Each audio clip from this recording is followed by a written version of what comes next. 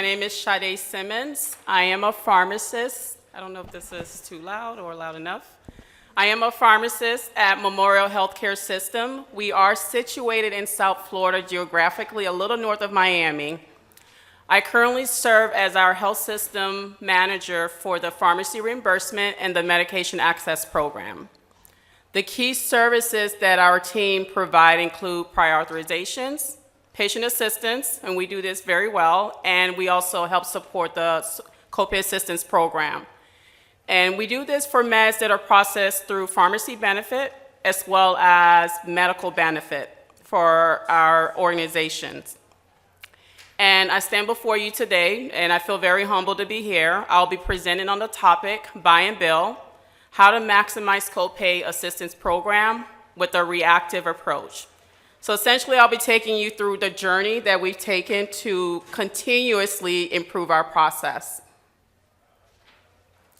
The objectives today are to explain the complexities of the outpatient infusion reimbursement models, and we'll be focusing specifically on the buy and bill process. I'll discuss some obstacles that are associated with with the typical approaches that are taken to manage copay programs. I'll provide comprehensive overview of some successful strategies and resources that can be effective when managing copay assistance programs. And lastly, I'll identify some crucial internal stakeholder departments that have been very important with helping us implement and optimize our copay assistance program. Here are some abbreviations that are going to be utilized throughout the presentation. So before we delve into the process, let's talk about buy and bill.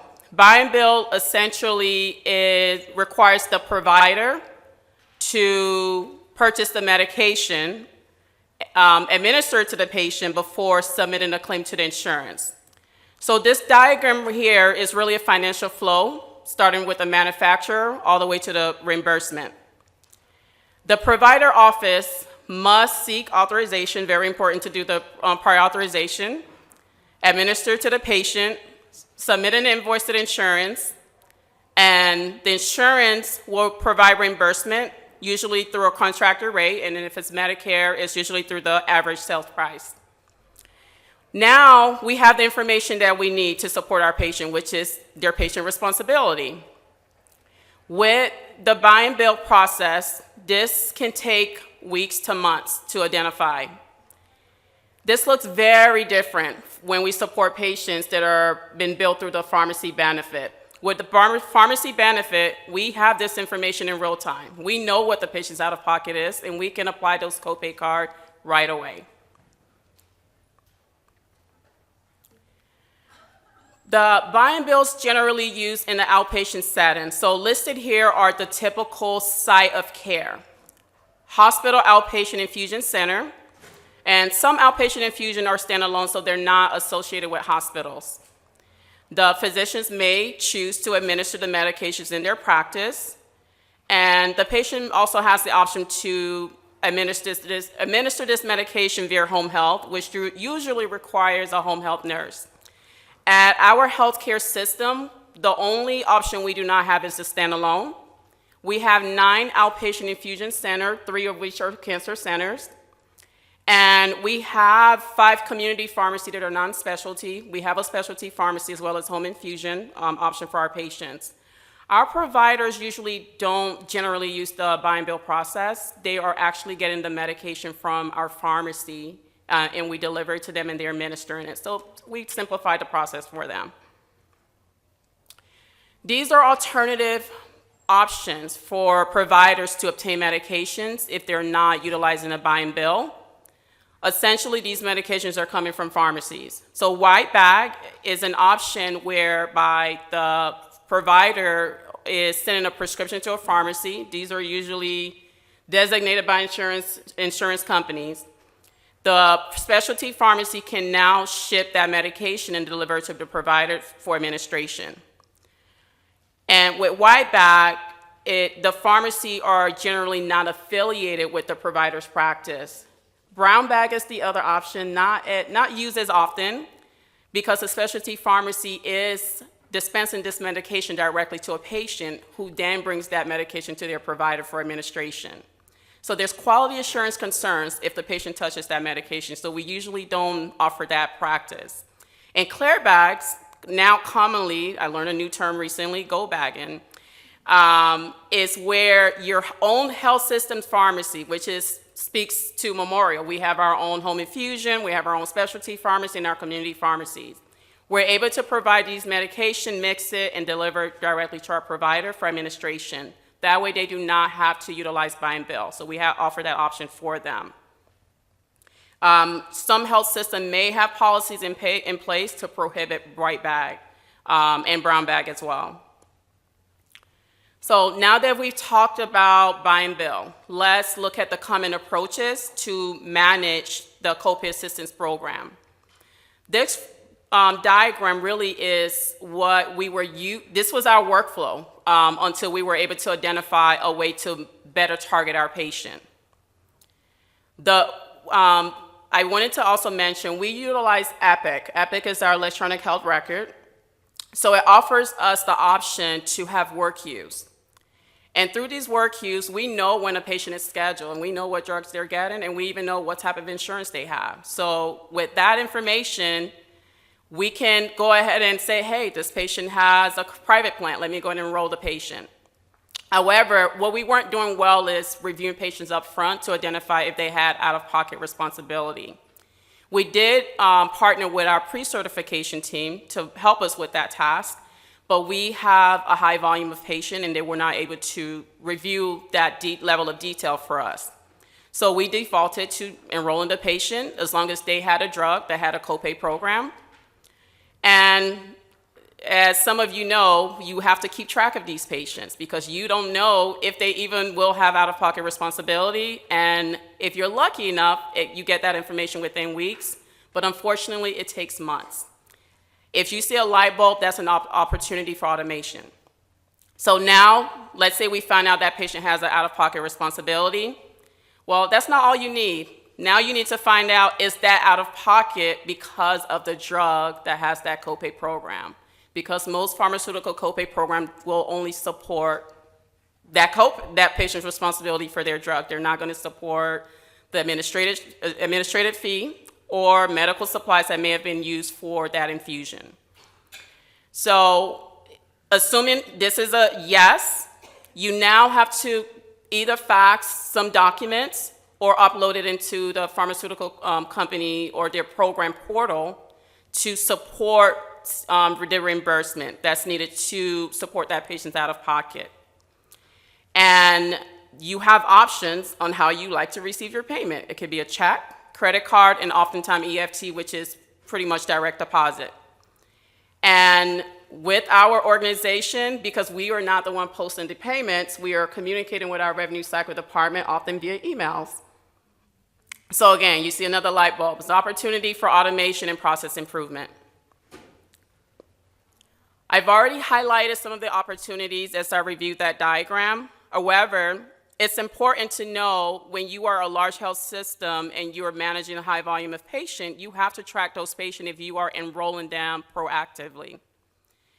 And the prolonged wait time was another opportunity that we've identified. We needed an explanation of benefit from these patients. And there was lack of availability. I don't know how many of you have contacted a patient and asked for an explanation of benefit and was able to get it within a timely fashion. Maybe you only had to call once. I don't know how often that happened, but we have not been lucky. And one of the things that we've really identified with proactively enrolling our patient is more than 50% of the patient we were enrolling didn't need the help. They didn't have out-of-pocket responsibility, and if they did, it wasn't due to the drug that was being infused. It may have been due to administrative fee, or maybe they've already met their out-of-pocket. And I wanted to also place another opportunity here. We were experiencing misplaced checks, and I'm going to talk about this because I don't know if anyone else experiences that issue, where you're having checks sent to you from the pharmaceutical program, but you can't find it. So that was some of the opportunities we've identified with our current process. So what are some strategies that you can take and implement to effectively improve your process. It's important to have a dedicated team. I did say earlier we have 15 medication access specialists, but we have several services that we're providing across our organization. So it's important to have that dedicated team to help streamline your process and really help to decrease errors as well. It's important to define your population scope. We would love to support every patient if we can, but you have to look at your resources. So what I mean by this, you can elect to support based on your resources. Maybe you prioritize Medicare patients, the ones that have the straight Medicare, but don't have a supplement, because you know those patients are going to have that 20% out of pocket. Or perhaps you want to target your commercial privately insured patients, because those are the ones that are going to be eligible for the pharmaceutical programs. And another opportunity or another changes we've made is really work hard to communicate and collaborate with our revenue cycle team. The process that I reviewed with you previously, we didn't collaborate with them. We only thought about what worked best for our team. So one of the changes that we've made, we've streamlined our copay program enrollments. We reviewed the drugs that were being utilized at our health system. So we make sure we enrolled for portals through those pharmaceutical programs. We learned about a new technology called EDI, or electronic data interchange. Some programs are now offering that, and that eliminates the need to upload that UBO form to their portals. You don't have to fax it, the explanation of benefit. So just those additional documents that you're currently having to upload, that EDI offers the opportunity for you to make your process more efficient. Payment option. Most programs have the option of the EFT, again, which is direct deposit directly to your organization's account. They can send you a check, or you can do a virtual credit card. We were prioritizing virtual credit card because we thought it was easier. It seemed pretty simple enough, right? However, in speaking with our revenue cycle department, they prefer direct deposit. Who would have thought that it was easier for them? And it's just less resource to manage with a direct deposit. And that allowed proper posting of the payments. So next, we'll talk about how you can leverage technology to make your process more efficient. There are specialized software programs. Sure, you have heard of some of them. Some of them are here at the organization today: Atlas, TaylorMade, just to name a few. And these specialized software can help make your process more efficient. They offer technology to track, manage the claims, seek reimbursement, and even reporting capabilities. I don't know how many of you are currently living in Excel to track and your reporting.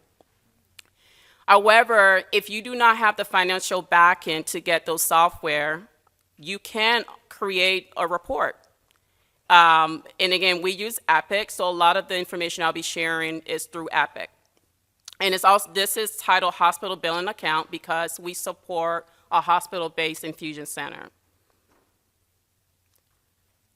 What you see here is the name of our report. It's an SQL report. It's entitled Patients with Medication Self-Pay Balance. We created this report a little over a year ago, February of 2023. And it has simple information: the service date. We typically target 6 months time period. We identify locations, so our outpatient department, infusion centers. We also look at therapeutic classes that we want to include. Now, you may choose to include specific drugs and say, you know what, I only want to target these drugs. These are the only drugs that we're using at our organization. So, however, I wanted to have a global view of all the opportunities that we have so that we can support more patients. Here's additional information that you'll likely need in your report that can be pulled directly from your EHR. The infusion setting is important. Specify that you want an outpatient infusion, only outpatient infusion department. It's important to filter by insurance type, because if you're choosing to support Medicare patients or private insured patients, you need that information. Listed here are also demographics, the drug names, the HCPCS code, The date of service is important because some programs for copay assistance only have a 30-day look back. Some have up to a year. Genentech is one of those programs. So there's really no rush for the most part, providing that your adjudication of the claim from the insurance does not take more than 30 days or more than a year. The patient responsibility. I mentioned that this report only captures patients that have out-of-pocket. Well, we also wanted a column in our report to let us know exactly what that amount was. And lastly, we have an internal charity where we support our patients who cannot afford their medications. So I wanted to also identify which patients were already approved through our internal charity. And this helps with reporting as I create dashboard for our leaders and our finance department. So the next 2 slides is really just for your information, for you to identify different specifications that are captured in our report that you can also request if you elect to create something similar at your organization. So as you can see here, we not only have the primary benefit, but if there's a secondary and tertiary, we want that information. It has the patient's demographic information, their financial class, the type of insurance, if they're already in debt, if they're on a payment plan, we have all that information on our report. And as I mentioned earlier, I did not limit or streamline this report based on the specific drug name. I wanted all the opportunities. And what you can elect to do is maybe create a new report for your team that's actually managing the patient, because what you can do is use this first report, this original report, to update the medications that are been pulled into their report. So now let's look at the new approaches that we're taking to manage copay program. We're now collaborating with our partner, our revenue cycle partner. Now that we have this report, we run the report, and our process begins after the insurance has already adjudicated the claim, meaning we know that the patient has a responsibility. And we have to now review that report and identify if the out-of-pocket responsibility is due to the medication that we're seeking to support the patient. Other things that we've been able to do in collaboration with our revenue cycle team is utilize some technology that's already available in our EHR. Just eliminate the constant email, asking them if they posted a payment, if they've received the payment. Epic offers the ability for us to use billing indicator, and these are account-based. That's not based on the patient. So each patient will, at our health system, are assigned new account with each month. So if I identify that patient is eligible for copay assistance, I can tag that account, and it sends it to a work queue for our revenue cycle team. They now know that we are expecting funds for this patient. And with that, what we're doing at our health system, we have a pharmaceutical plan placeholder that they are adding to these accounts. And once that fund is received by our organization, they are posting that payment specifically to that account. So again, I no longer have to send emails, phone calls, and ask, have you posted that payment? Because I have a work queue that allows me to view that information readily. So now let's talk about some of the other opportunities. I mentioned it's difficult to get explanation of benefit document from patients. So what we've been using in lieu of that is the remittance advice that are provided by the insurance company, which ultimately has the same information that the copay programs are looking for. So just offering this information. And another opportunity I mentioned, I thought it was really important to address this. And again, I'm not sure if we're the only one who were having the misplaced checks. If you look at the UB04 form, presented before you. Look at box 1 and box 2. Those are addresses.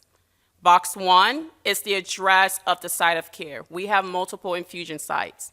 So that address is going to look different depending on where the patient received their care. Box 2 It's the same for every patient that visits our organization, independent of the site of care or the location, because that's how we prefer to receive payments.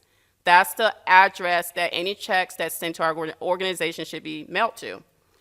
What was happening is when we uploaded this information, sometimes the check was then mailed to the address on box 1. So what we started doing was blocking it out. And we haven't had any issue since then. So again, this is a suggestion. This information, again, is just for the copay program. When it's been sent to the insurance, you cannot block it out. And then bringing your attention to the other yellow highlight at the bottom, box 67. We've noticed we were having some denials for our patients that we knew should be eligible for the copay assistance. The claims were being denied by the copay program. And one of the reasons we've identified is because some programs are sticklers to diagnosis code. And let's say our oncology patient, maybe they put the metastatic diagnosis code as opposed to the primary. So one of the opportunities we had was to find out internally who are our coder. They report to our finance team. We learned that in the last few months. And they've helped us to modify that information so that we can help our patient. Unfortunately, it does require rebilling the insurance and starting the process all over, but for us, it was worth it to support those patients. And for our field reimbursement friends that are in the audience, if your organization is a stickler to the codes, to those specific codes, this is an opportunity because now you see the impact on our patients and our advocates as well. Here are additional information that has not been pulled by our report. Yes, we know that the patient has an out-of-pocket, but we do not know if it's because of that specific drug, so we're still having to pull that manually. But that's not a problem. This is a continuous process. You're always going to look for opportunity to enhance your process. So what we did with that information, we did request from our IT team, our business intelligence department, to find a way for us to be able to pull accounts only if a specific HCPCS code is linked to that out-of-pocket. We're still testing that out, so I can't tell you if this is working. But again, that information is in Epic. That information is in your EHR, so it can be pulled. Somebody can pull it. Now that we've talked about the changes that we've made, let's look at the quality metrics and see how we've been able to capture more patients. The biggest takeaway from this graph here is the green line represents the year prior to creating this report, and the violet or purple, depending on who's looking at this, represent the year we created our report. However, we created a report during the last 3 months of that fiscal year. So you notice our average reimbursement for the patient was anywhere from 0 to 10K year to year. But the moment we created that report to identify the patients who actually needed help, there was more than a 450% increase in patient support. You have another graph before you, 2 different graphs, representing pretty similar information. This is an overview of our program over the past 4 fiscal year.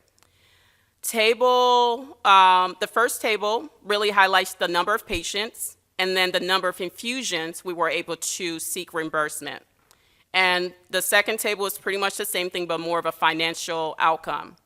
If you look at fiscal year 23, when we created that report, we did well. We did see a slight decline in fiscal year 24, and that was somewhat due to operational changes. Our medication access specialist that supported the copay program got a promotion, left our department. But also, I want to bring your attention to the importance of quality assurance and making sure if you're dependent on technology or people, that you're also making sure that it's working as intended. We took a closer look, and the report was actually excluding one of our oncology department. And we weren't seeing a drug that we were used to seeing in supporting patients. So again, it's important to always make sure that that report is working. And this allowed us to quickly pivot and support the patients. And with Copay, again, this is retroactive. It's not too late to still support those patients. How are we doing this year? We're in fiscal year 25. The first 3 months are depicted here. We're still doing quite well. I'm going to bring your attention to the table. And in this fiscal year, we've actually submitted 147 claims. So that's 147 infusion. Of that, we've received about reimbursement for about 50% of those claims. And the amount we've requested represent $125K, and the amount we've received over the past 3 months of our fiscal year represents $76K. However, the total opportunity is actually more than what we're capturing, and that's important to be transparent and mention to you. If you're looking for a way to justify additional FTEs, these are the type of information you'll likely need. So who are the key internal stakeholders in our organization that's helped to make this possible? Our finance department, we have executive champions there. They support everything our team does, from Copay to patient assistance, even to our prior authorization. They see the value. So it's important for them to see the value in what you do. I've mentioned our revenue cycle team. We regard them as partner. We meet with them on a weekly and as needed basis as well. Our pharmacy department, so patient advocacy looks different at every organization. For Memorial, they are pharmacy technicians. This offers career growth and opportunity for that team when they serve as medication access specialists. Our financial navigator, we do have those as well at Memorial. They help to review patients' benefit, as well as help to support patient with our internal charity, because we can't help every patient. And lastly but not least, our IT team, we love them. Without them, we couldn't have built this report, but it's important to know what you want, and that's why I presented this information, because you have to be very specific with IT. And they might be called something different in your department. It was the business intelligence team that helped us develop our report. And what are the lessons we've learned? Relationship building is not only important internally, but externally. It was through one of my FRM connection that I was able to connect with one of the medication access coordinator at Yale New Haven. They have a similar report. It looks different, but I was able to tailor it to what our organization needed. Continuous process improvement is important. Data analysis, and really just making sure whatever process you have in place, you need to make sure it's working. Rely on whatever technology, or at least try it out, test out whatever technology is available, and gain the perspective of your stakeholders. When you're creating processes, make sure that it works with other departments in your organization. I don't know, I believe we're probably already at time, but if you have questions, I am here. My email will also be available, so if whatever we're not able to get to, I believe in providing information whenever possible. We do have a couple of minutes for questions, but we have to do a quick flip. So Okay. 1 second. Hey there, really loved your presentation. Thank you. Quick question. I realize your organization, it seems like from the UB04 that you showed, bills through 636 Rev code. I For presume. outpatient infusion, Right. correct. Let's say you build with a different Rev code that didn't produce HCPCS codes on said UB04, which means they wouldn't be on the EOB. Okay, Copay programs require HCPCS codes on EOBs they do. to issue payments. How would one go about getting that changed? Getting it changed or find a different way to obtain it. For us, for situations where, take for example, we have some insurance, even, we have some insurance that lumps up the payment and the bill is not itemized. Even for those patients we can't support, right? The only way we can support those patients is by contacting them and getting the explanation of benefit. So in those situations, we just find a walk around to be able to get the information. We do reach out to Revenue Cycle to see if they have access to other documents that we may not as well. So our current practice is utilizing the remittance advice, but we do reach out to our Revenue Cycle partners. Sometimes they have access to other information that we are not able to access. Thank you so much, Sade.